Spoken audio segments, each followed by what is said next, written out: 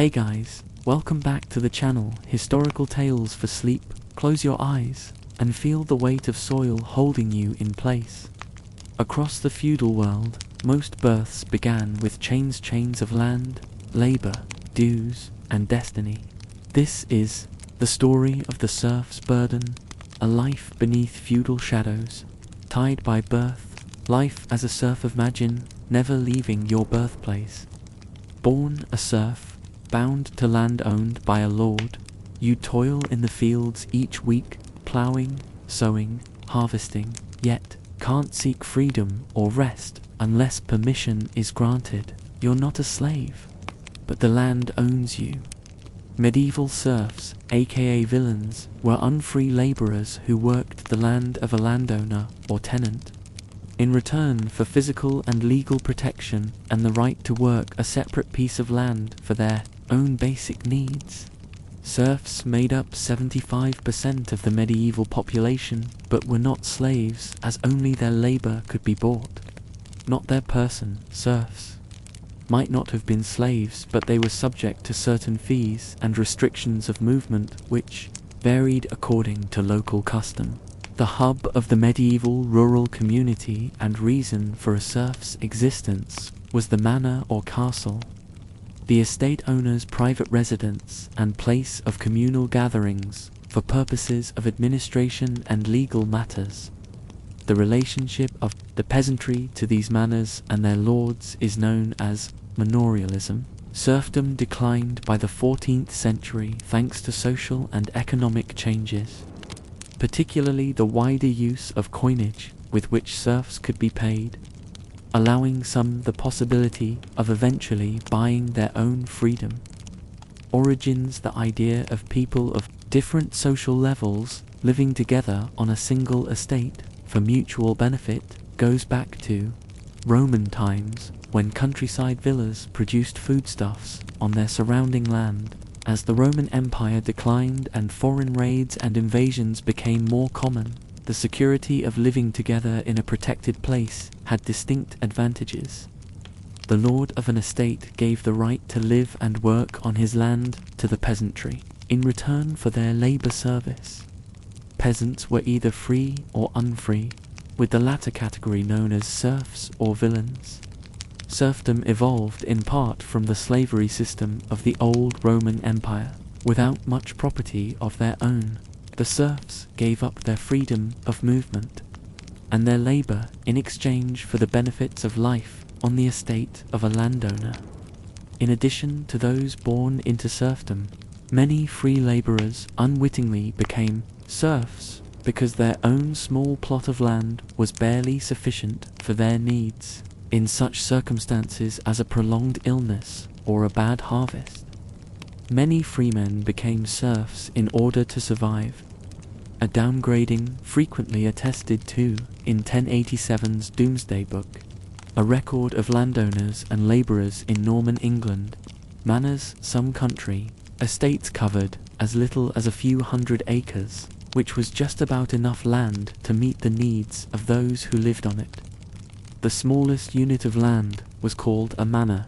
Manors could be owned by the monarch, aristocrats, or the church, and the very rich could own several hundred manors, collectively known as an honour.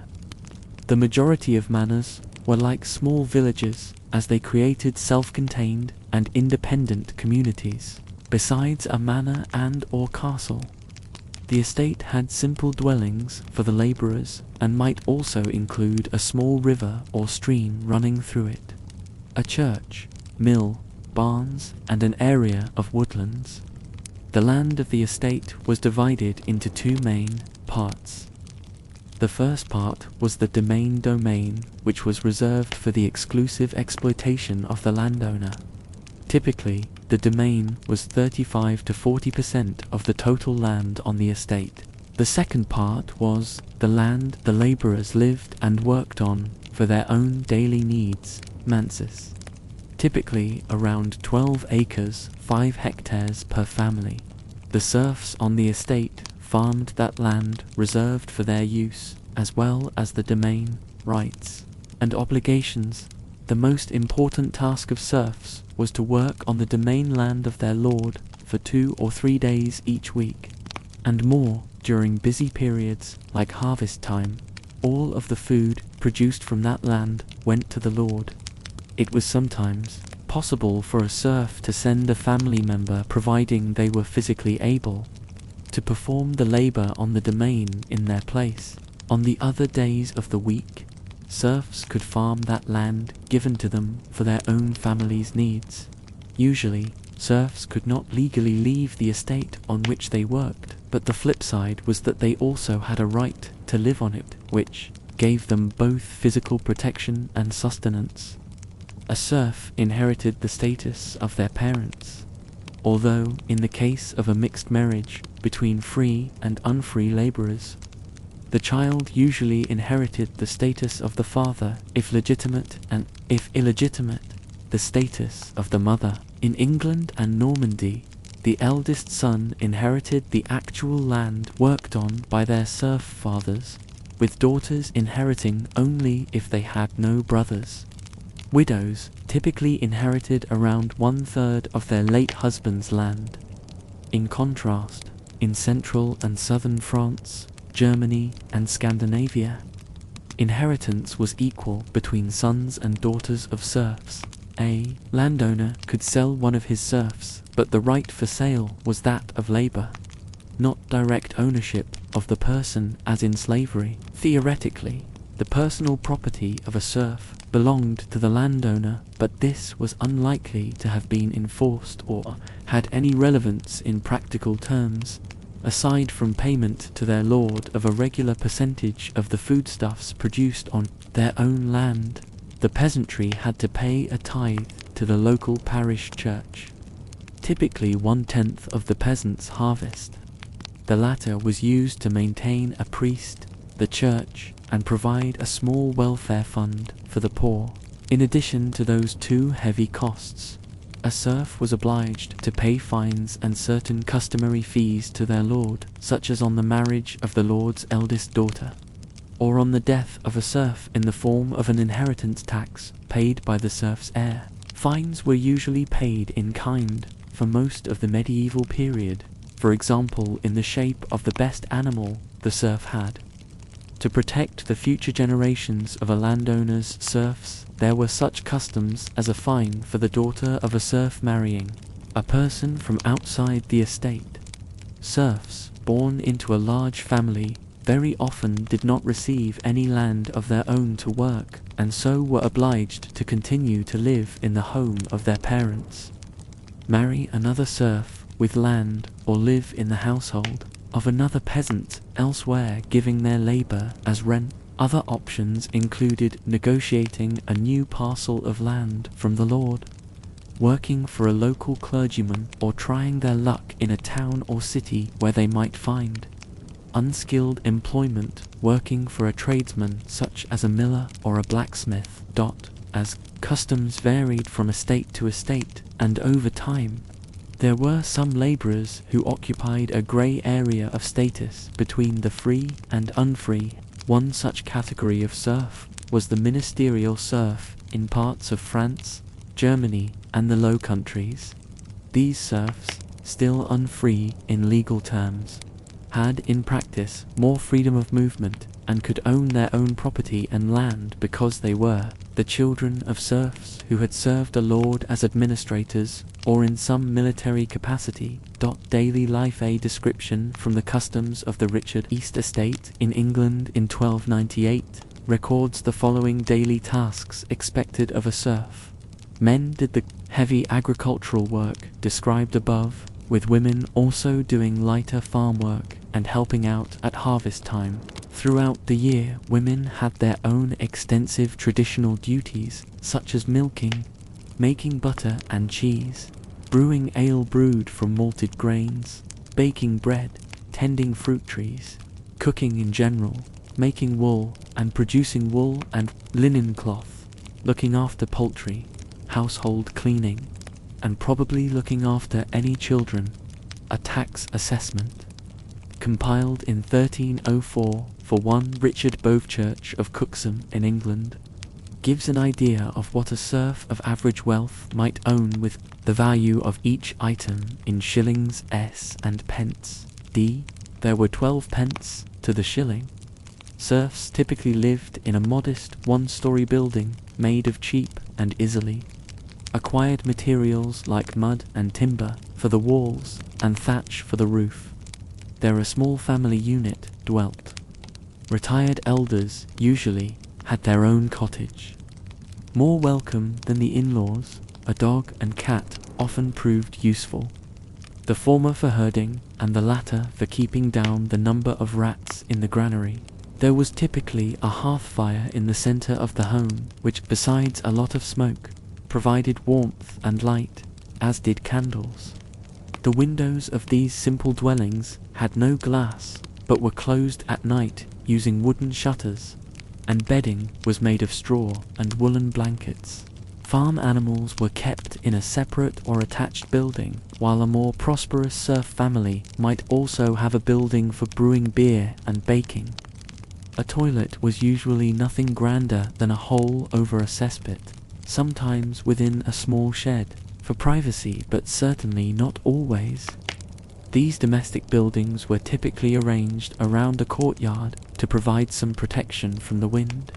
Food and leisure. Typical peasant food consisted of coarse bread made from wheat and rye or barley and rye, porridge made from barley or rye, and thick soup made from any of the following cereals: peas, cabbage, leeks, spinach, onions, beans, parsley, and garlic. The better-off peasants had milk, cheese, and eggs, and meat was another rare luxury, as farm animals were much more valuable alive. The most common meat being salted pork or bacon. Dried and salted fish and eels were available at a price. Fruit, usually cooked, included apples, pears, and cherries, and wild berries and nuts were collected.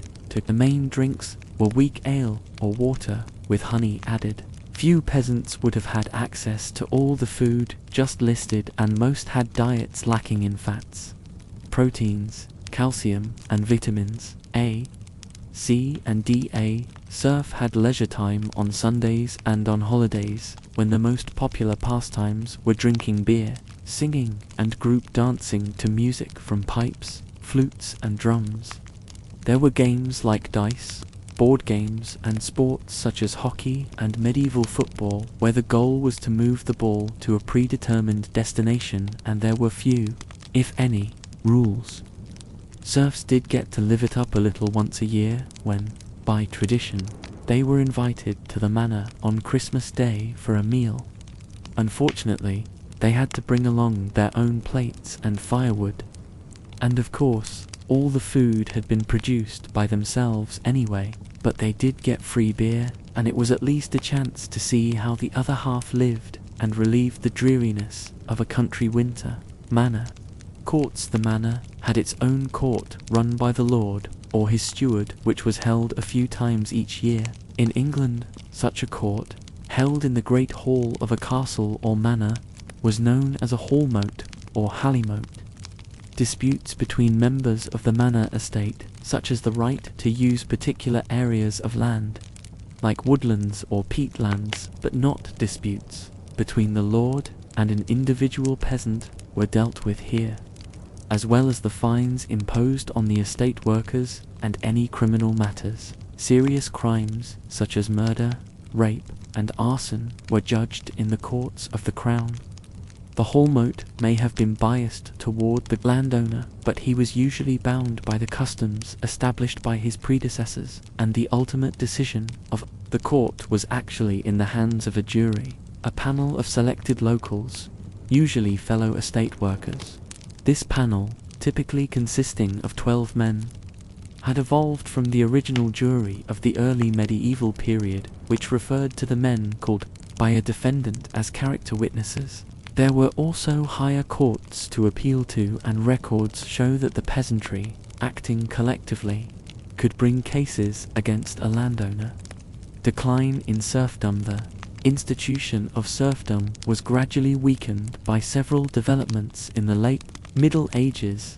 the sudden population declines caused by wars and plagues, particularly the Black Death, which peaked between 1347 to 1352, meant that labor was in short supply and thus expensive. Another trend was for free laborers to leave the countryside and seek their fortunes in the growing number of towns and cities. Runaway serfs could similarly try their luck, and there was even a custom that by living for 1 year and a day in a town, a serf earned his freedom. Without sufficient labor, many estates were abandoned. This situation gave serfs leverage to negotiate a better deal for themselves, even to receive a payment for their work. The greater use of coinage in medieval society helped make this possible and worthwhile. With saved up money, serfs could make a payment to their lord instead of labor in some cases, or pay a fee to be absolved from some of the labor expected of them, or they could even buy their freedom. Serfs increased their political power by acting collectively in village communities, which began to hold their own courts and which acted as a counterweight to those of the landed gentry. Finally, there were sometimes serious revolts by the peasantry against their masters. The years 1227 in the northern Low Countries, 1230 on the Lower Weser in northern Germany, and 1315 in the Swiss Alps all witnessed violent peasant armies getting the better of those involving aristocratic knights. A major but unsuccessful rebellion, the Peasants' Revolt, which called for the end of serfdom, occurred in England in 1381. Across Europe, all of these factors conspired to weaken the traditional setup of unfree laborers being tied to the land and working for the rich, so that by the end of the 14th century CE, more agricultural labor was done by paid workers than unpaid serfs. Onerous obligations, rent, dues, and labor. You labor 3 days a week on your lord's land, then tend your own plot. Every grain of your harvest is shared, tithes to church, fees at the mill, and relief for heirs when a family member dies. Even marriage outside the manor costs extra. Your personal life is taxed. Ser, FDO, was the status of many peasants under feudalism, specifically relating to manorialism and similar systems. It was a condition of debt, bondage, and indentured servitude with similarities to and differences from slavery. It developed during late antiquity and the early Middle Ages in Europe and lasted in some countries until the mid-19th century. Unlike slaves, serfs could not be bought, sold, or traded individually, though they could, depending on the area, be sold together with land. Actual slaves, such as the Kolops in Russia, could, by contrast, be traded like regular slaves, abused with no rights over their own bodies, could not leave the land they were bound to, and marry only with their lord's permission. Serfs who occupied a plot of land were required to work for the lord of the manor who owned that land. In return, they were entitled to protection, justice, and the right to cultivate certain fields within the manor to maintain their own subsistence. Serfs were often required not only to work on the lord's fields, but in his mines and forests, and to labor to maintain roads. The manor formed the basic unit of feudal society, and the lord of the manor and the villeins, and to a certain extent the serfs, were bound legally by taxation in the case of the former, and economically and socially in the latter. The decline of serfdom in Western Europe has sometimes been attributed to the widespread plague epidemic of the Black Death, which reached Europe in 1347 and caused massive fatalities, disrupting society. Conversely, serfdom grew stronger in Central and Eastern Europe, where it had been less common. This phenomenon was known as second serfdom. In Eastern Europe, the institution persisted until the mid-19th century. In Russia, serfdom gradually evolved from the usual European form to become de facto slavery, though it continued to be called serfdom. In the Austrian Empire, serfdom was abolished by the 1781 serfdom patent. Serfdom was abolished in Russia in 1861. Prussia declared serfdom unacceptable in its general state laws for the Prussian states in 1792 and abolished in 1807. In the wake of the Prussian reform movement, in Finland, Norway, and Sweden, feudalism was never fully established, and serfdom did not exist. In Denmark, serfdom-like institutions did exist in the Stavnsband between 1733 to 88, and its vassal Iceland the more restrictive Vistaband from 1490 until 1894. The concept of feudalism can be applied to the societies of ancient Persia, ancient Mesopotamia, Egypt, from the late Old Kingdom through the Middle Kingdom, 6th to 12th dynasty, Islamic-ruled northern and central India, China, Zhou dynasty and end of Han dynasty, and Japan during the shogunate. James Lee and Cameron Campbell described the Chinese Qing dynasty 1644 to 1912 as also maintaining a form of serfdom. Melvin Goldstein described Tibet as having serfdom until 1959, but this is contested. Bhutan is described as having officially abolished serfdom by 1959. The United Nations 1956 Supplementary Convention on the Abolition of Slavery prohibits serfdom as a practice similar to slavery. Social institutions similar to serfdom were known in ancient times. The status of the helots in the ancient Greek city-state of Sparta resembled that of the medieval serfs. By the 3rd century AD, the Roman Empire faced a labor shortage. Large Roman landowners increasingly relied on Roman freemen acting as tenant farmers instead of slaves to provide labor. These tenant farmers, eventually known as coloni, saw their condition steadily erode because the tax system implemented by Diocletian assessed taxes based on both land and the inhabitants of that land. It became administratively inconvenient for peasants to leave the land where they were counted in the census. Medieval serfdom really began with the breakup of the Carolingian Empire around the 10th century. Citation needed during this period. Powerful feudal lords encouraged the establishment of serfdom as a source of agricultural labor. Serfdom, indeed, was an institution that reflected a fairly common practice, whereby great landlords were assured that others worked to feed them and were held down, legally and economically, while doing so. This arrangement provided most of the agricultural labor throughout the Middle Ages. Slavery persisted right through the Middle Ages, but it was rare in the later Middle Ages.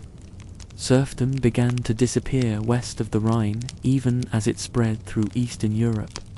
Serfdom reached Eastern Europe centuries later than Western Europe. It became dominant around the 15th century.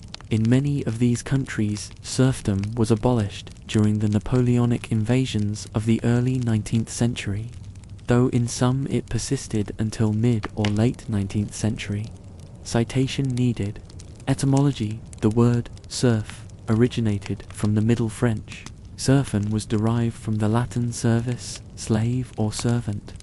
In late antiquity and most of the Middle Ages, what are now called serfs were usually designated in Latin as coloni. As slavery gradually disappeared and the legal status of servi became nearly identical to that of the coloni, the term changed meaning into the modern concept of serf. The word serf is first recorded in English in the late 15th century, and came to its current definition in the 17th century. Serfdom was coined in 1850 dependency, and the lower order serfs had a specific place in feudal society, as did barons and knights. In return for protection, a serf would reside upon and work a parcel of land within the manor of his lord. Thus, the manorial system exhibited a degree of reciprocity. One rationale held that serfs and freemen worked for all, while a knight or baron fought for all, and a churchman prayed for all. Thus, everyone had a place. See Estates of the Realm. The serf was the worst fed and rewarded. However, unlike slaves, they had certain rights in land and property. A lord of the manor could not sell his serfs as a Roman might sell his slaves. On the other hand, if he chose to dispose of a parcel of land, the serfs associated with that land stayed with it to serve their new lord. Simply speaking, they were implicitly sold in mass and as a part of a lot. This unified system preserved, for the lord, long acquired knowledge of practices suited to the land. Further, a serf could not abandon his lands without permission, nor did he possess a saleable title in them initiation. A freeman became a serf, usually through force or necessity. Sometimes the greater physical and legal force of a local magnate intimidated freeholders or allodial owners into dependency.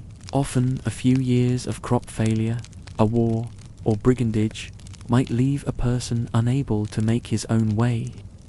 In such a case, he could strike a bargain with a lord of a manor. In exchange for gaining protection, his service was required in labor, produce, or cash, or a combination of all.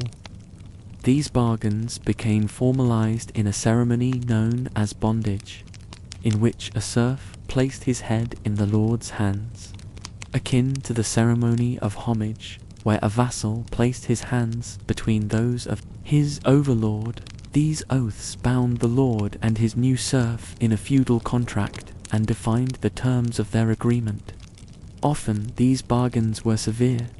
Clarification needed. A 7th century Anglo-Saxon oath of fealty states, "By the Lord, before whom this sanctuary is holy, I will to end be true and faithful, and love all which he loves, and shun all which he shuns, according to the laws of God and the order of the world, nor will I ever with will or action, through word or deed, do anything which is unpleasing to him, on condition that he will hold to me as I shall deserve it, and that he will perform everything as it was in our agreement when I submitted myself to him and chose his will." To become a serf was a commitment that encompassed all aspects of the serf's life.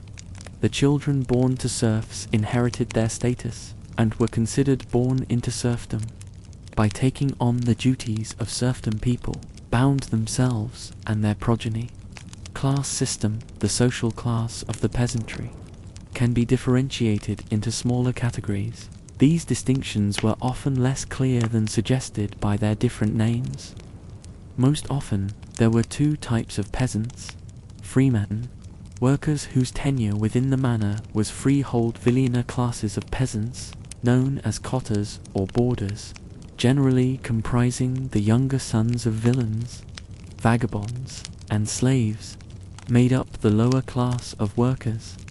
Kolonoth's system of the late Roman Empire can be considered the predecessor of Western European feudal serfdom.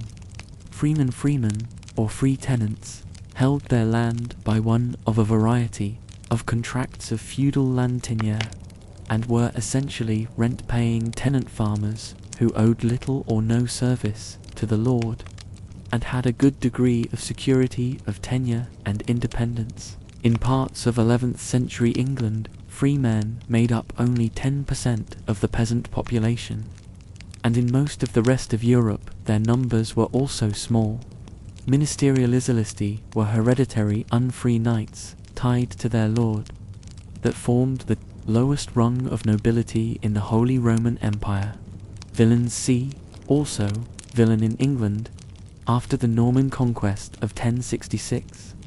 An unfree tenant who held their land subject to providing agricultural and other services to their lord was described as a villain. Villains had limited rights and were tied to their lord. However, they did have more rights and were of a higher status than the lowest serf. They had to work on the demesne, their lord's farm, in return for receiving small plots of land to support their family. Villeins were not freemen. For example, they and their daughters were not allowed to marry without their lord's permission.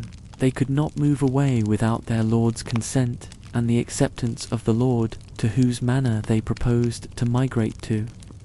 Villeins were generally able to hold their own property.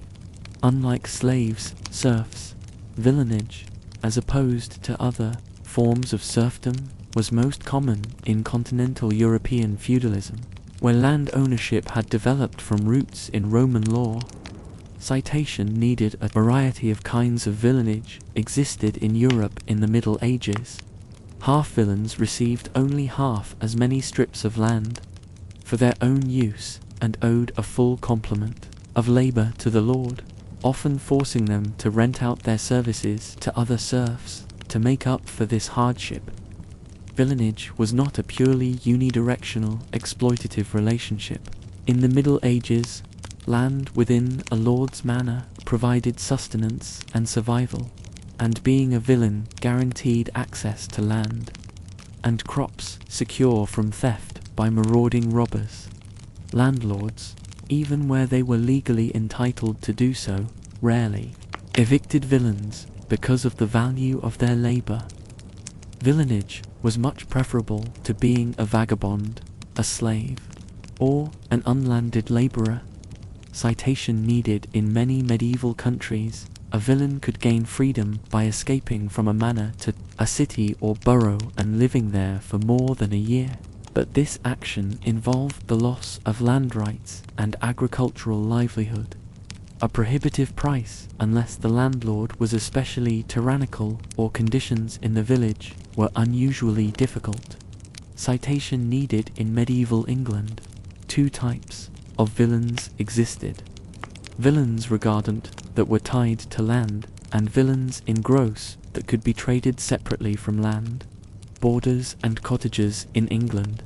The Domesday Book of 1086 uses bordery border and cotari cotter as interchangeable terms. Cotter deriving from the native Anglo-Saxon tongue, whereas border derived from the French status-wise. The border or cotter ranked below a villein in the social hierarchy of a manor, holding a cottage, garden, and just enough land to feed a family. In England, at the time of the Domesday Survey, this would have comprised between about 1 and 5 acres, 0.4 and 2.0 hectares. Under an Elizabethan statute, the Erection of Cottages Act 1588, the cottage had to be built with at least 4 acres, 0 dois, kaimi dois, 0.01 square miles of land. The later Enclosure Acts 1604 onwards removed the cotter's right to any land before the enclosures. Act the cottager was a farm labourer with land, and after the Enclosures Act the cottager was a farm labourer without land.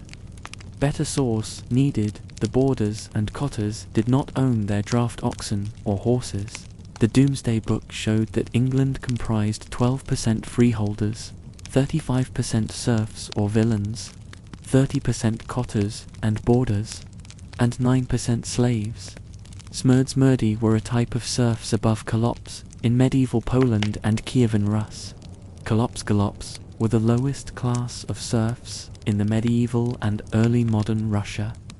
They had status similar to slaves and could be freely traded. Slaves. The last type of serf was the slave. Slaves had the fewest rights and benefits from the manor. They owned no tenancy in land, worked for the lord exclusively, and survived on donations from the landlord. It was always in the interest of the lord to prove that a servile arrangement existed, as this provided him with greater rights to fees and taxes. The status of a man was a primary issue in determining a person's rights and obligations in many of the manorial court cases of the period. Also, runaway slaves could be beaten if caught. Duties. The usual serf, not including slaves or cotters, paid his fees and taxes in the form of seasonally appropriate labor. Usually, a portion of the week was devoted to plowing his lord's fields held in domain, harvesting crops, digging ditches, repairing fences, and often working in the manor house.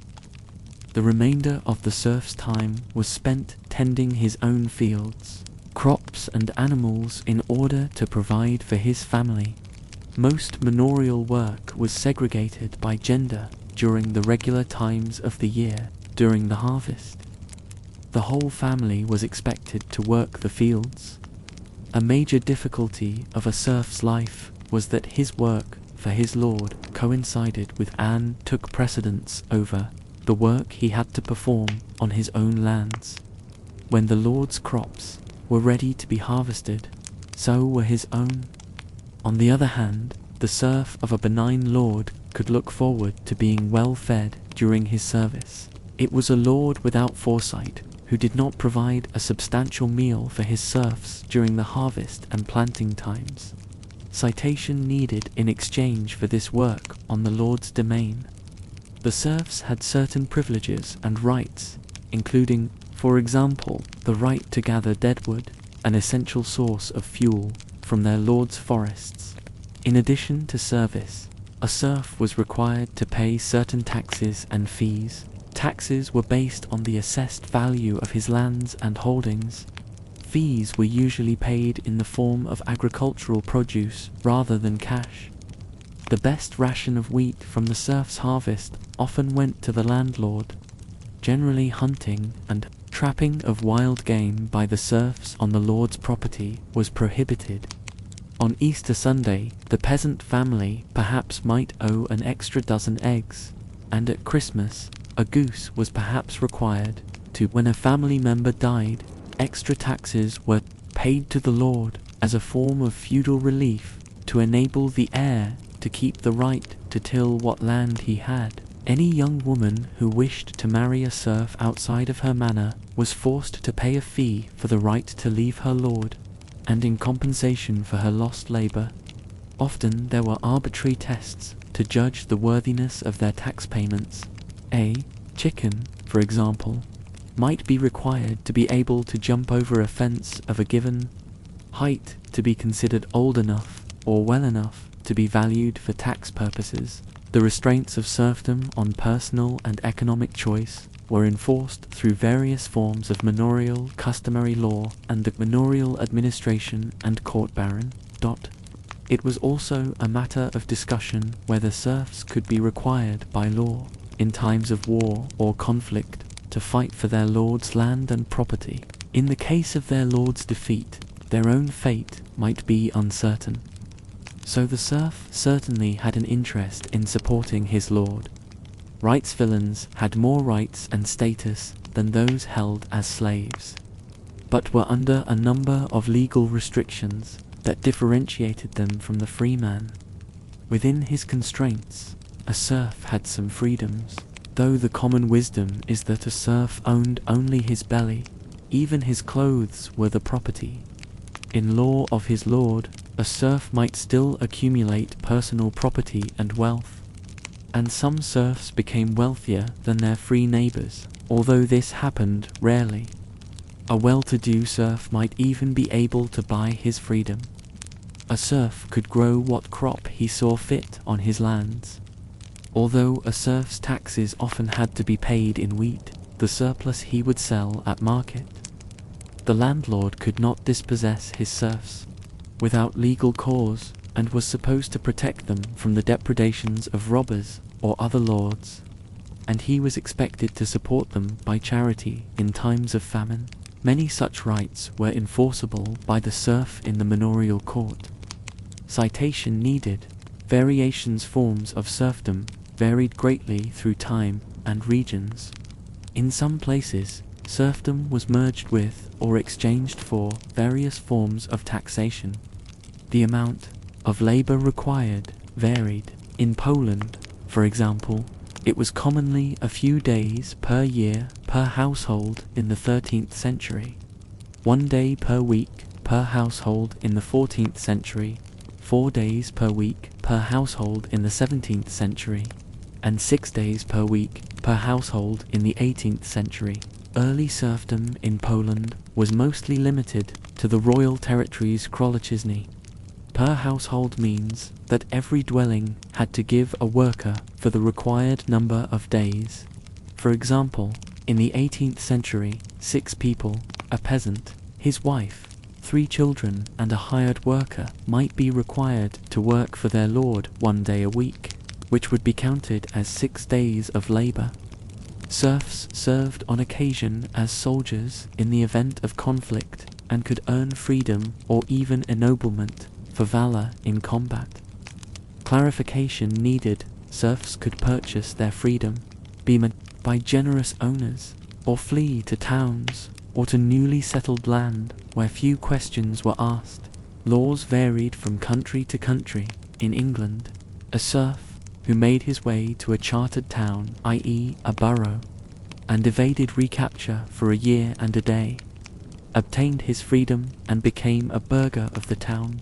Serfdom by country and location. In the Aztec Empire, the Tlacotin class held similarities to even at its height. Slaves only ever made up 2% of the population. Byzantine Empire. See also slavery in the Byzantine Empire. The Paroiakoi were the Byzantine equivalent of serfs. France. Also slavery in France. Serfdom in France started to diminish after the Black Death in France, when the lack of workforce made manumission more common from that point onward, and by the 8th century, serfdom had become relatively rare in most of France. In 1779, the reforms of Jacques abolished serfdom in all crown lands in France. On the outbreak of the French Revolution of 1789, between 140,000 and 1,500,000 serfs remained in France, most of them on clerical lands in Franche-Comté, Berry, Burgundy, and Marche. However, although formal serfdom no longer existed in most of France, the feudal seigneurial laws still granted noble landlords many of the rights previously exercised over serfs, and the peasants of Auvergne, Navarre, and Champagne, though formerly not serfs, could still not move freely. Serfdom was formally abolished in France on the 4th of August 1789, and the remaining feudal rights that gave landlords control rights over peasants were abolished in 1789–93.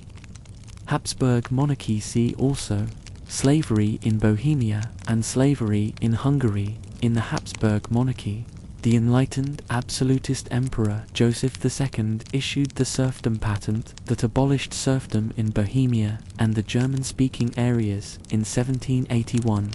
In the Kingdom of Hungary, Joseph II issued a similar decree in 1785 after the peasant revolt in Transylvania. The serfdom patent diminished the long-established mastery of the landlords, thus allowing the serfs to independently choose marriage partners, pursue career choices, and move between estates. The document allowed the serfs legal rights in the Habsburg monarchy, but it did not affect the financial dues and the physical, corvée unpaid labor that the serfs legally owed to their landlords. It continued to exist, and was only abolished during the revolutions of 1848.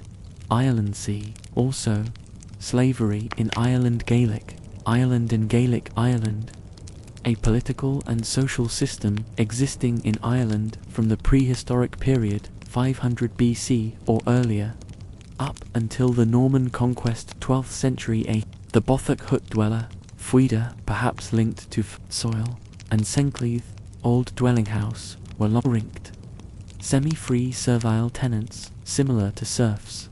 According to Lawrence Janel, the Sencleith and Bothic were not free to leave the territory except with permission, and in practice they usually served the Flaith Prince.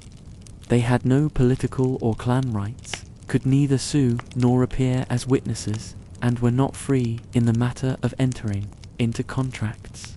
They could appear in a court of justice only in the name of the Flaithor, other person to whom they belonged, or whom they served, or by obtaining from an ira of the tuoth to which they belonged permission to sue in his name. A free was defined by Diabinci as a tenant at will, settled by the Lord Flayeth on a portion of the latter's land. His services to the Lord are always undefined. Although his condition is servile, he retains the right to abandon his holding on giving due notice to the Lord and surrendering to him 2/3 of the products of his husbandry.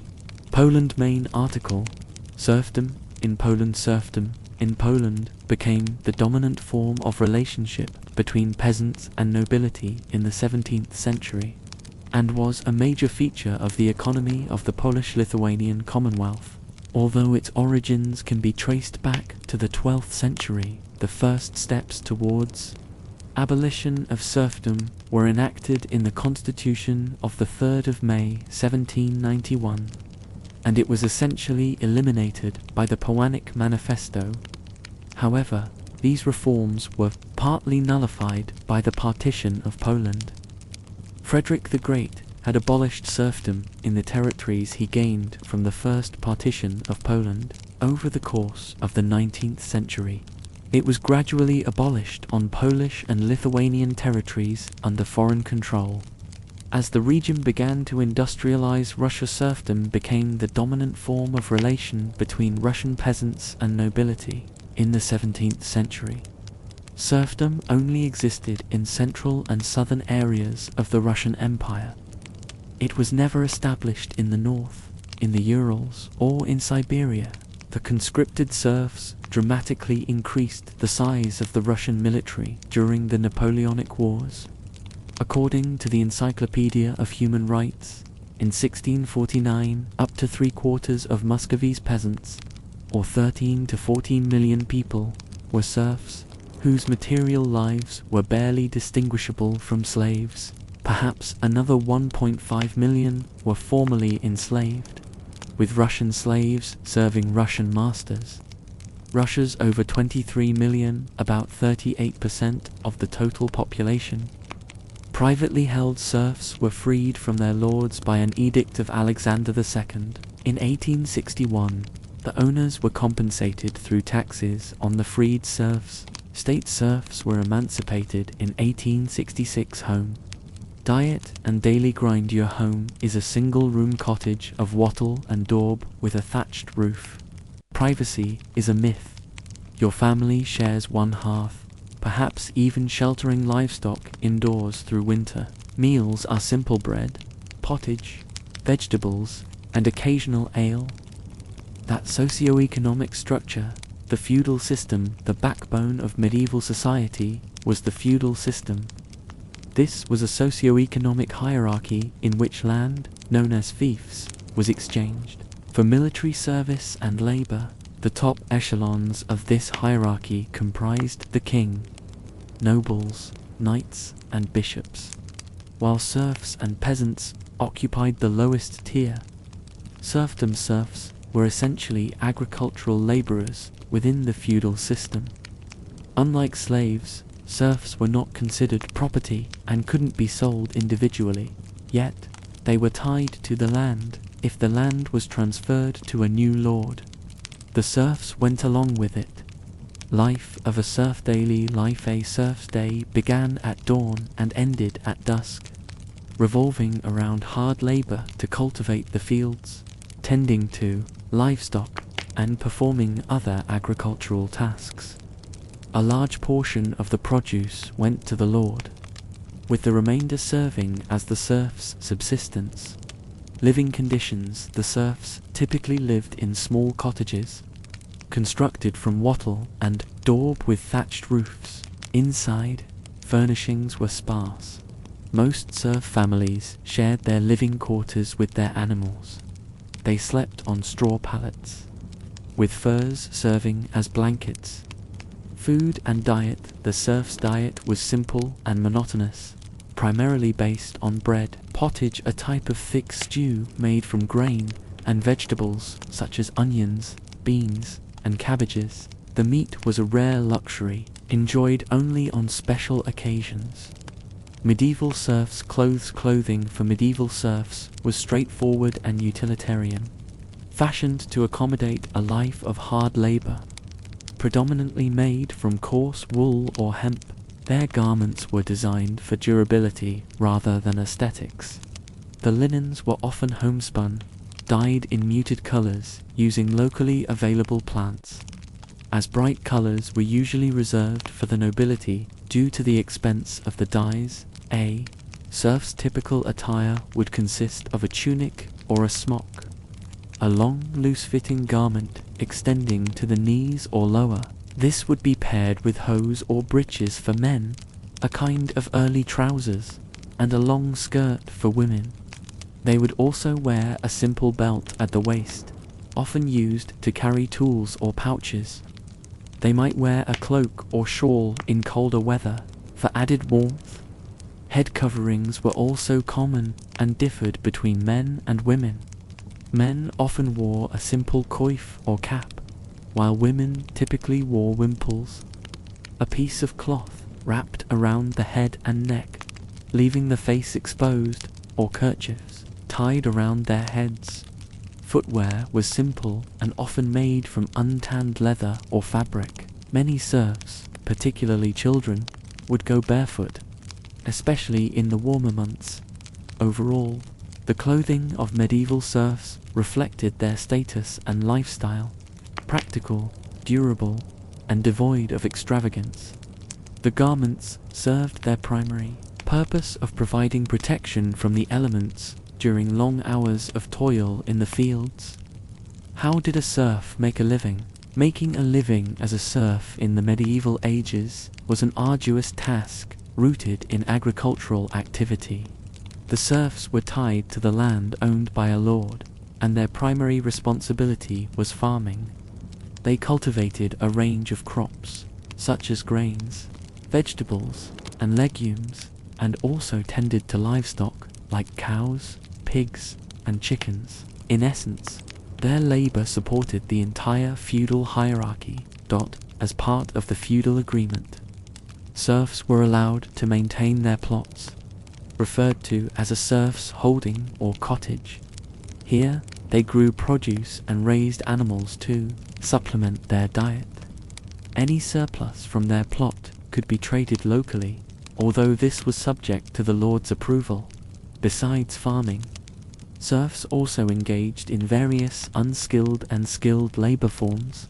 They were obligated to help with communal tasks like maintaining roads, bridges, and the lord's manor.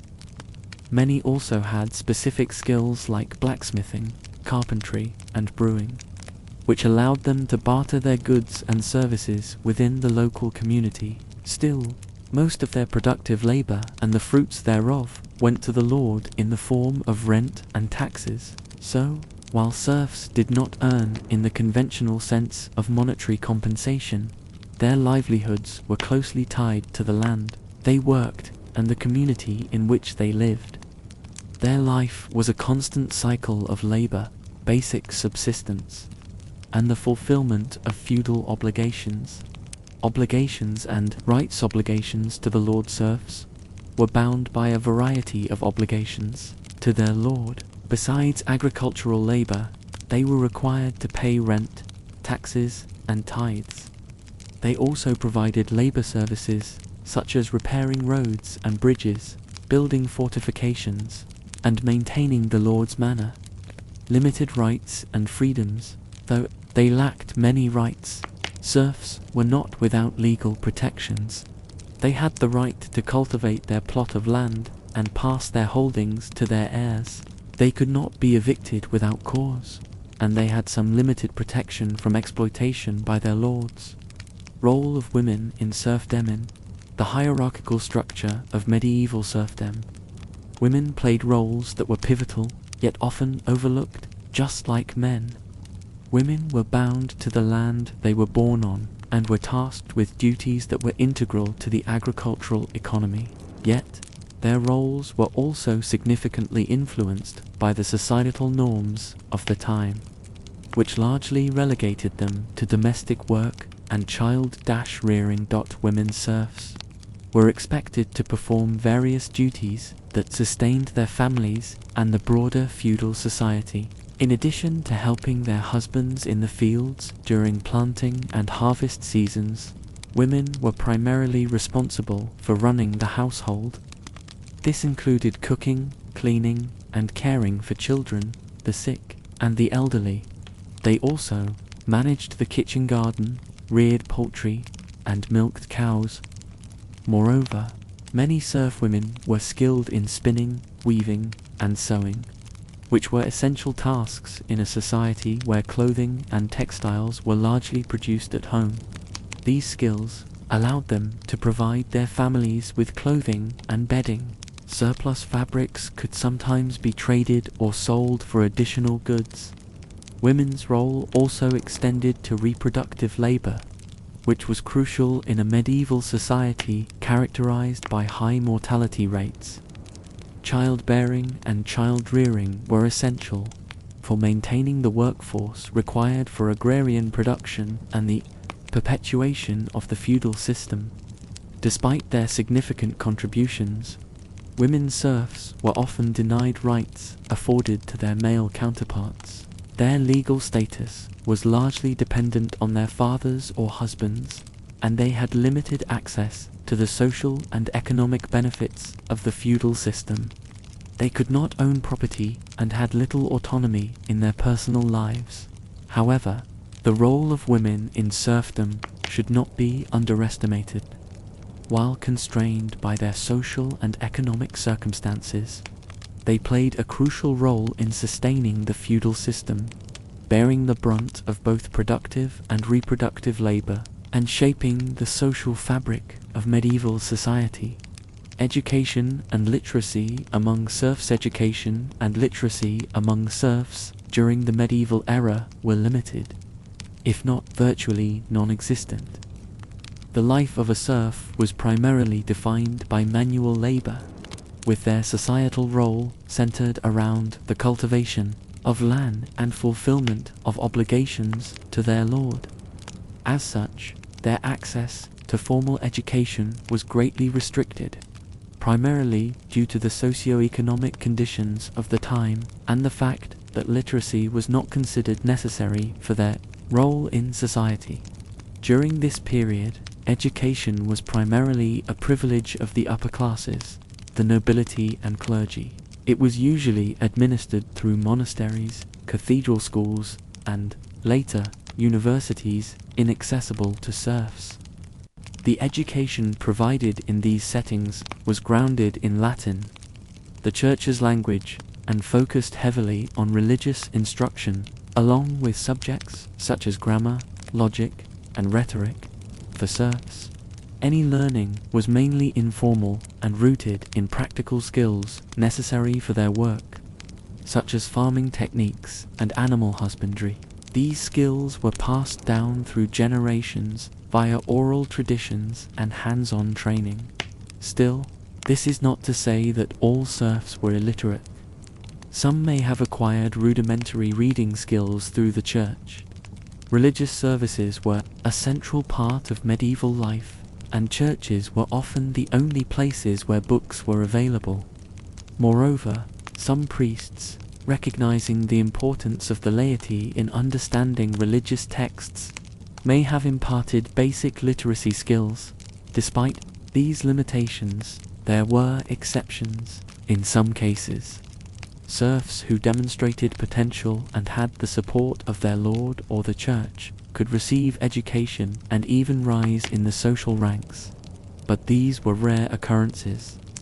Therefore, while the majority of serfs lacked formal education and literacy, they were equipped with the essential practical knowledge required for their roles in the feudal system.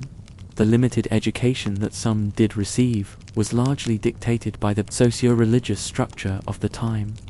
Serfdom and the church. The church played an essential role in reinforcing the structure of serfdom. It justified the status quo by teaching that it was part of God's divine order, encouraging serfs to accept their lot in life in exchange for heavenly rewards. Nevertheless, the church provided solace and communal cohesion through shared religious experiences and festivals. The end of serfdom, the Black Death, which swept across Europe in the mid-14th century, drastically reduced the population, leading to labor shortages. This gave serfs increased bargaining power, as lords needed to maintain agricultural production and could not afford to lose their remaining laborers. Economic changes, growing urbanization, and the rise of market economies started to erode the feudal system. As trade expanded, money became a more common medium of exchange, gradually replacing the barter system on which serfdom relied. Legal abolition throughout the late Middle Ages. Serfdom was gradually abolished in many areas through legal reforms or gradual societal changes. Impact of serfdom on modern society. Though serfdom has long been abolished as a formal institution, its impact is still discernible in modern societies. It has left an indelible mark on social structures, economic systems, and even cultural perceptions, influencing the world we live in today in subtle, yet significant ways. One of the most evident impacts of serfdom is seen in land distribution and ownership patterns. The rigid hierarchical structure of the feudal system, with its concentration of land ownership among the upper classes, has created a historical precedent that has led to enduring economic disparities. Large estates have persisted through centuries in many regions, often leaving rural communities grappling with landlessness and poverty. Serfdom's legacy can also be seen in class structures and social mobility. The system created a vast socio-economic divide between the nobility and serfs, while modern society has largely moved away from such rigid hierarchies. Economic inequality and limited social mobility persist as major issues. In addition, serfdom has influenced the cultural fabric of many societies. It has shaped societal attitudes towards labor, with manual work often stigmatized due to its association with serfdom. This historical bias, while lessened, continues to influence perceptions of different types of work and their perceived value in society. In terms of legal and political structures, the struggles against serfdom have shaped many concepts central to modern democracy. Movements to abolish serfdom contributed to the development of ideas such as human rights, equality, and liberty. These concepts, born from the struggle against feudal oppression, now form the bedrock of modern democratic societies. While it's essential to acknowledge that modern society has moved far beyond the feudal system, understanding the historical legacy of serfdom helps us better understand contemporary issues. Tracing today's social, economic, and cultural patterns back to their historical roots allows us to gain deeper insights into the challenges we face and inform our efforts to address them. Final thoughts in conclusion. The life of a medieval serf is a profound testament to the resilience and fortitude of the human spirit in the face of challenging circumstances. Though serfdom was marked by hardship and inequality, the serfs, bound by their obligations to their lords, maintained the vast agricultural economy of the medieval world, enabling the advancement of societies and civilizations. The study of serfdom provides invaluable insights into the past, offering perspectives into a way of life that is far removed from our own. It helps us understand the economic, social, and cultural norms of the medieval period and how these norms have evolved to shape our modern world. Moreover, in recognizing the lasting impacts of serfdom, we are prompted to reflect on the progress we have made and the challenges that still persist. Economic disparity, social mobility, and the value placed on different types of labor. These issues find their roots in the past and continue to influence our present and future. Thus, in studying the serfs of medieval times, we are not just looking back into history, but also finding a mirror reflecting our contemporary society. Resistance and escape. Fugitive peasants. Fugitive peasants, also runaway peasants, or flight of peasants, are peasants who left their land without permission, violating serfdom laws. Peasants usually required permission to leave the land they lived on. Running away was seen as the ultimate form of passive, non-violent peasant resistance, with a peasant rebellion being on the other end of the spectrum. Escape was a highly effective form of resistance, as it was difficult to prevent, damaging to the landowner, and difficult and costly in addressing. It was also one of the most common form of peasant resistance, a regular occurrence in the societies with serfdom. It is difficult to estimate the scale of the problem, but it was regarded as significant. In 18th century Russia, for example, tens of thousands of runaway peasants were captured every year, but that number likely represents only a fraction of those who successfully eluded recapture. Jezersky described the phenomenon of fugitive peasants as commonplace in medieval Poland. In most countries with the institution of serfdom, leaving one's land was illegal. However, regulations that existed, they were often poorly enforced, disputed by various stakeholders, and changed back and forth over time. In medieval Poland, for example, there were laws against the flight of peasants, but their enforcement was usually left in the hands of the landowners. Escape was sometimes encouraged by other landowners, who needed labor and promised better working conditions, even if such attitude was illegal and penalized by a fine, which compounded the problem. Similar problems existed in medieval Russia, Ottoman Empire, Germany, and other places. Stanziani writes about 17th century Russia. For a few fugitives who were returned to their legitimate owners, millions of other peasants were left in their new places.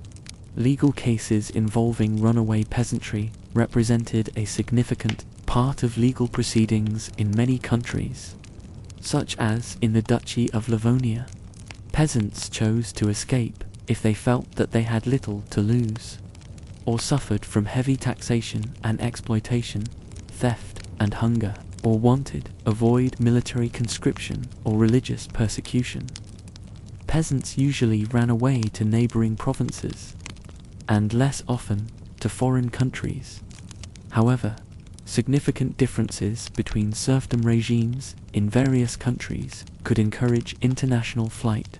In the 18th century, the Russian serfs were escaping from Russia to the Polish-Lithuanian Commonwealth, where previously harsh conditions were improving, in significant enough numbers to become a major concern for the Russian government, sufficient to play a role in its decision to partition the Commonwealth. In Eastern Europe, the lands of the Cossacks were seen during the early modern period as a refuge for many runaway serfs. That is reflected in a folk Russian saying, "There is no extradition from the Don," in reference to Don Cossacks. Cracks in the system. Decline of serfdom in Poland. Over centuries, the system began to crumble. Some serfs bought freedom, gaps emerged as towns grew, and on the fringes, reforms and revolts loosened the bonds. By the 19th century, places like Poland abolished serfdom entirely. Abolition of serfdom in Poland was a gradual process tied to the economy of the Polish-Lithuanian Commonwealth, where the nobility depended on serf labor for income and status. Initial steps toward reform began in the late 18th century, with the Constitution of the 3rd of May 1791 offering limited protections to peasants, and the Powanik Proclamation of 1794 reducing some obligations of serfs and granting limited rights, such as personal freedom and protection from landlord abuses. During the Kościuszko uprising, these efforts faced strong resistance from nobles who were reluctant to lose control over free labor. Serfdom was finally abolished in Polish and Lithuanian territories during the 19th century as part of broader European reforms ending feudal obligations. In the Austrian partition, serfdom was abolished in 1848. Following the revolutionary movements sweeping through Europe, in the Prussian partition, reforms under the Stein-Hardenberg reforms ended serfdom in 1807. In the Russian partition, the Emancipation Edict of 1861 abolished serfdom in the Russian Empire, with reforms extending to Congress. Poland, in 1864, following the January Uprising, after the First Partition of Poland of 1772, Polish peasants who found themselves in the Austrian borders noticed some changes, particularly after the serfdom patent of 1781. The reformed serfdom granted peasants hereditary ownership of land. They could not be removed from the land without a court order. The serfdom was limited to 3 days a week. The serf children could seek education outside agriculture, and the government control and administration was extended to the serfs. But still, peasants could not buy the lands on their own. Citation needed. Frederick the Great, having gained a significant amount of land in the First Partition of Poland, proceeded to introduce reforms in them, which also included abolition of serfdom. The Polish peasants who found themselves in the Prussian borders noticed some small improvements. As the peasants couldn't be removed from land without a court order, they had the right to buy themselves out of serfdom and send children to education aimed at attaining positions outside agriculture. German colonists were, however, given preferential treatment compared to Polish peasants. Either way, the Prussian reforms were not going as far as the Austrian ones. On the other hand, they were later discriminated because of their nationality, for example, Germerwas wagon and the German Kulturkampf measures. Citation needed. The Polish peasants who found themselves in the Russian borders were subject to an even harsher serfdom demands than they had in Poland. They also had to serve in the Imperial Russian Army. In the 19th century, serfdom was abolished in the Duchy of Warsaw on 22 July 1807, and in Prussia later that year on the 11th of November 1807. The reforms of the Congress Kingdom of Poland did not change the peasant situation significantly.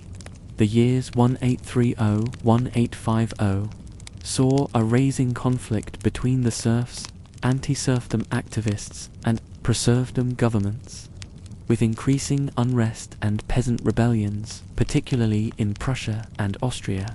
In Prussia, numerous smaller reforms improved the situations of peasants over the 19th century. In Austria, the reforms were spurred by the Krakow Uprising of 1846 and the Spring of Nations in 1848, resulting in the abolishment of serfdom in 1848. In 1846, in Congress, Poland peasants gained protection from being removed from their land, and several other beneficial changes were also implemented. At the same time, unrest in the villages continued, affecting about 20% of those still under serfdom. Following the Emancipation Reform of 1861 of Western Krya and the January Uprising of 1863 to 1864, an emancipation reform was introduced that went beyond that of the Russian Empire. In particular, peasants were allowed to regain some territories that they were removed from in the past. In Austria and Russia, many reforms improving the peasant situation on the Polish territories were spurred by and accelerated by the government's desire to ensure peasant support for them instead of the Polish activists, and to deny the Polish activists the additional support from the simmering peasant unrest.